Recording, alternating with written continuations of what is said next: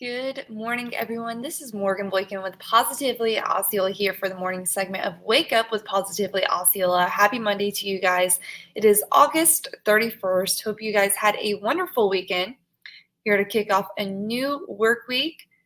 So be sure to say hello whenever you hop on. I'm going to come on to my personal page and I'm going to share this for the Facebook community to stay informed with what's going on. So hope you guys are doing the same. Be sure to say hello when you do hop on.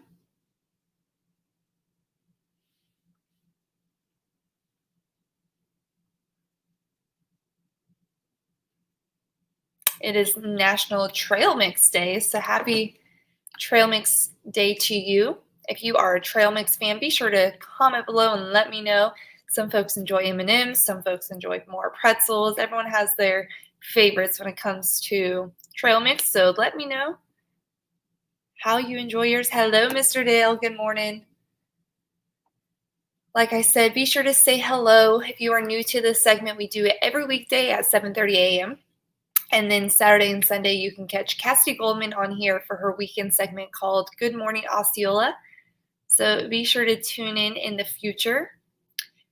If you have not already, be sure to turn your notifications on when it comes to Facebook as well. So that way, anytime we do go live with any information or any updates when it comes to the morning news, you get that update right then and there. So if you are preoccupied in the morning and you have your mind a million places, your phone will ping you and let you know that we are live. So if you were to forget, it reminds you.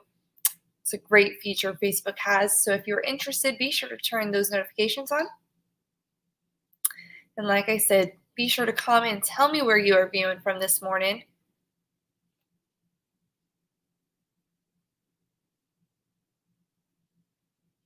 Good morning, guys. So hopefully everyone had a wonderful weekend. If you're just now hopping on, it is August 31st. Tomorrow we kick off the month of September. It's so crazy to say that. Hello, Mr. David. Good morning. It is Monday, and thank you for tuning in for Wake Up with Positively Osceola. We're going to go ahead and get started this morning with the first thing being Advent Health is to officially open its Advent Health Partin Settlement Health Park and ER this morning at 7 a.m. Only a week after opening its new Advent Health Lake Nona ER, Advent Health Partin Settlement Health Park and ER officially opened this morning, August 31st at 7 a.m. And with that brought Advent Health's presence further east into Osceola County, one of the fastest growing counties in Florida.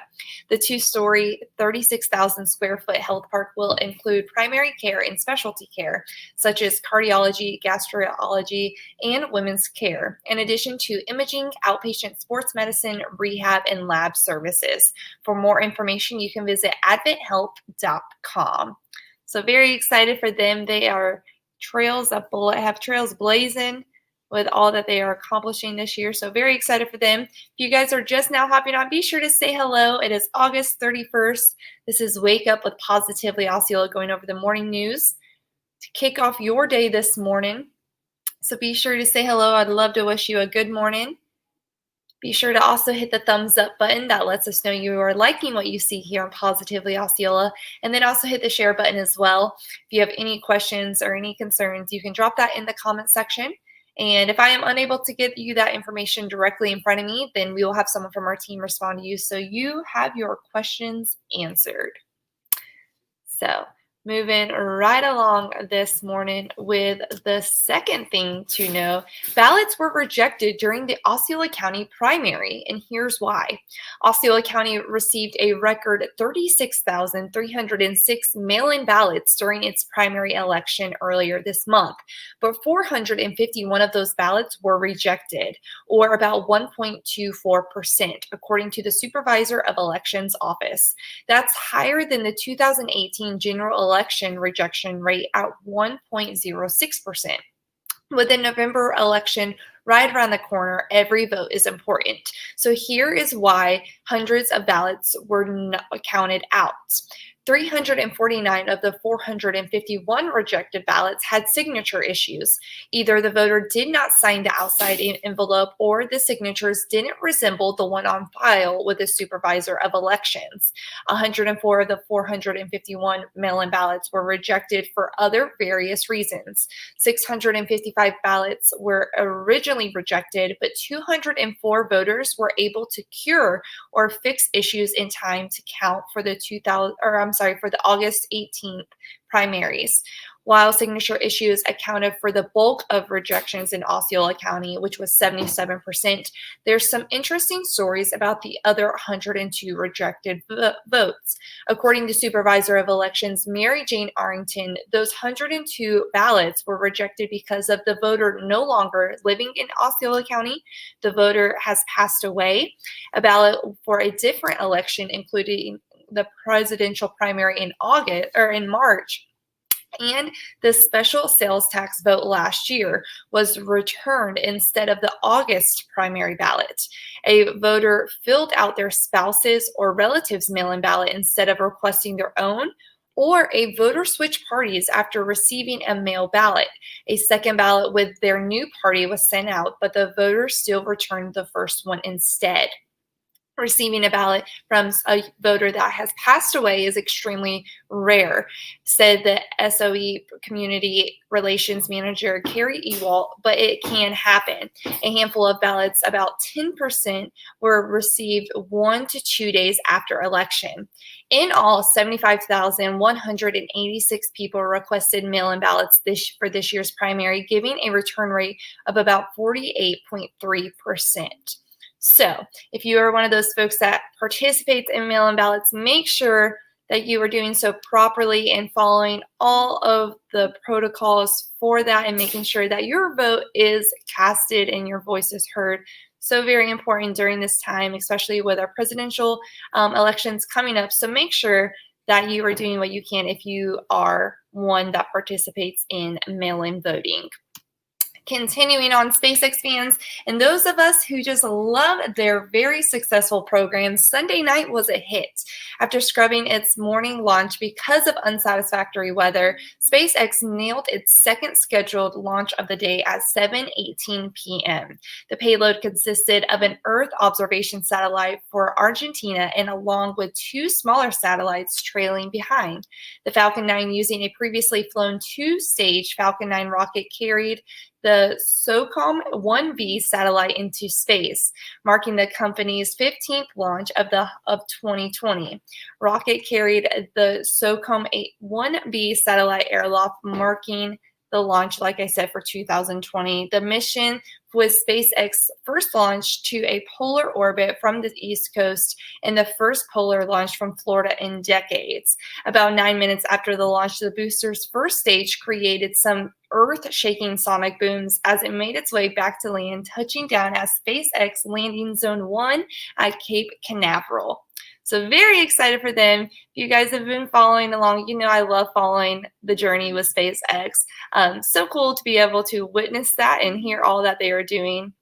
So hopefully you guys have been enjoying it as well. So there's an update with SpaceX. If you guys are just now hopping on, good morning. It is August 31st. We have some new folks joining us. So be sure to say hello. Tell me where you are viewing from. This is Wake Up with Positively Osceola with Morgan Boykin. So thank you so much for tuning in. Like I said earlier, if you are a first-time viewer and you've never seen this segment before, we do it at 7:30 a.m. Monday through Friday. And then you can catch Cassidy Goldman with her segment, Good Morning Osceola, at 8 a.m. on Saturday and Sunday. So 7 days a week, you guys can be informed with what's going on in and around Osceola County. So be sure to tune in the future. Hit the thumbs up button if you are liking what you see this morning, and then also hit the share button as well to keep your Facebook community informed. So any questions, drop that in the comment section. I would love to wish you a good morning, so be sure to comment below. Moving on this morning with the morning news, City of Kissimmee is to open rent, mortgage, and utility assistance program on September 1st. The City of Kissimmee will open the application process for rent, mortgage, and utility assistance program starting tomorrow, Tuesday, September 1st at 8 a.m. until Wednesday, September 9th of 2020 at 5 p.m. for qualifying households who have been affected by the health crisis of COVID-19 and are currently unemployed or underemployed.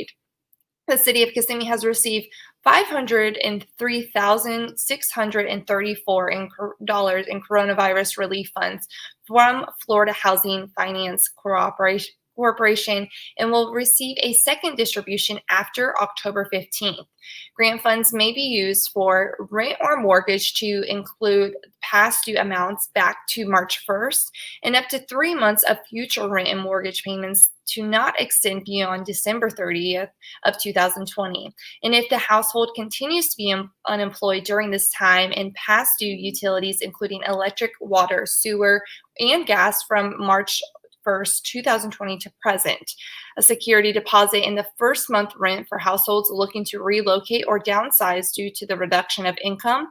To be eligible to participate in the program, you must be unemployed or underemployed due to the loss of income because of COVID-19.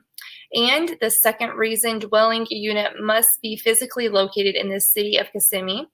The third is household income must be 80% or less of the area median income as shown in the table based on the number of persons in the household.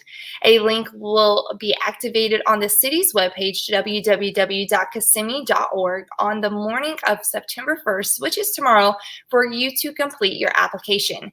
A list of the required documents as listed on the website in the event you would like to get a head start in collecting the documents necessary to apply. So if you're interested in finding more information about that, be sure to visit, like I said, KISSIMMEE.org for more information. That, again, will be taking place tomorrow, September 1st at 8 a.m. Like I said, it's August 31st, so that means, like I said, we're kicking off on the month of August tomorrow. Am I the only one that thinks it's crazy that we're already in the month of September? It literally blows my mind to think that this month, or August, and I feel like the past few months have flown by in a way. I feel like first it was such a standstill, and now things are just taking off. I feel like we were just in the beginning of August, and now here we are about to start the month of September. So if you are ready for fall and excited for September, let me know below. I would love to see who agrees with me. Hello, Cammie. Thank you so much for tuning in this morning. The fifth thing with the morning news, LYNX Bus Fares are to return Tuesday, September 1st. Riders are required to wear face masks. The Central Florida Regional Transportation Authority, also known as LYNX, announced this week that the agency will resume fare collections on all services effective tomorrow. Fares have been waived since March 30th on bus, NeighborLink, and Access Link routes amid the coronavirus pandemic. Customers may purchase passes to LYNX Central Station customer service window. The agency's website is golinks.com/fares/passes or via the LYNX Paul Pass mobile payment app available in the App Store or Google Play. Any passes that was previously purchased is still valid as long as it was not activated. Currently, LYNX is operating a full schedule for limited seating to help with social distancing. Facial coverings are required to ride a LYNX bus or to enter a agency facility. Customers may receive a free mask at the LYNX Central Station customer service windows. Riders who are sick or travel is not essential are encouraged to please stay home and not ride the bus. For information regarding how the agency is protecting the community, you can go to www.golinks.com/coronavirus information. So there's the information on that. So if you are one that relies on LYNX, some good news for you. We're going to come to the comments and see who's just now joining by. Mr. David agrees. It just flew by. I'm glad you agree. I feel like it has flown like so quick. Hello, Miss Lucy. Thank you so much for tuning in. She says, ready for September and fall. You're still camping. Oh my goodness. You're living the dream, Miss Lucy. Hello, Justice. Thank you so much for tuning in this morning. Good morning to you. Happy Monday. If you guys are just now hopping on, this is Wake Up with Positively Osceola. It is August 31st. I was saying that the month of August has flown by. I cannot believe we're almost in September. Ready for fall. If you are one of those, I am 110% that person that enjoys fall decorations and the fall smells and just all things fall. So very excited to kick off the month of September. So hopefully you guys are as well. And then continuing on this morning on an extra positive note to start off our Monday and new work week. On Saturday, the community came together to wish a very special lady a happy 99th birthday. A train of cars, St. Cloud police cars, and St. Cloud Fire Rescue slowly made their way past the the VFW across St. Cloud City Hall to wish 99-year-old Pat Rudd a happy birthday.